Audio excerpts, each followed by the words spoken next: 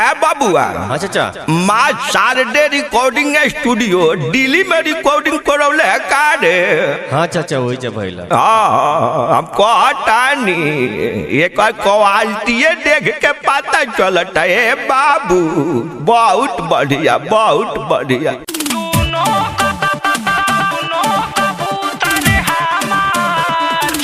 Presented by Mahir Cinema.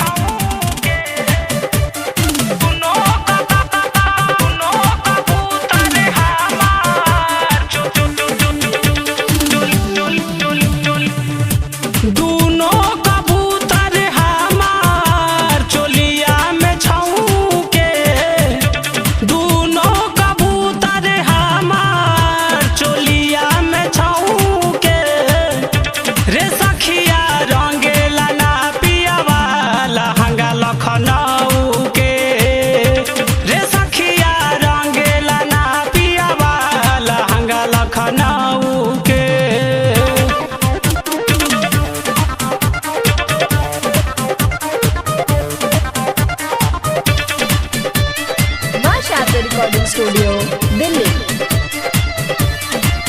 Presented by Mahir Cinema. हो बाटे चढ़ल जवानी जुए लहंगा से पानी खोजता मोट पिचकारी रे। हो कैसे मन के मनाई रात जगले बिताई पियवा सुतेला दलानी रे। होलिया में देवरा नइखे तबे देही आई ठे। होलिया में देवरा नइखे तब देही आई ठे। रे सखिया रंगेला ना पियावा लहंगा लखनऊ के। रे सखिया रंगेला ना पियावा लहंगा लखनऊ के।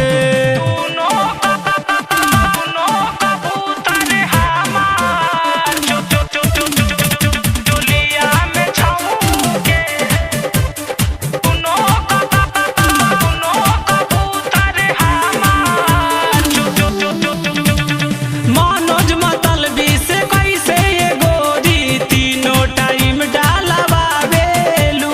सीवा में ऐसन बा कौन खूबी जवन माजा तू पावेलू। आ जाए राजा दारू पी के हमर फौके। आ जाए राजा दारू पी के हमर फौके। रे सखिया रंगेला ना पियावा लहंगा लखनऊ के। रे सखिया रंगेला ना पियावा लहंगा लखनऊ के। Presented by Mahir Cinema.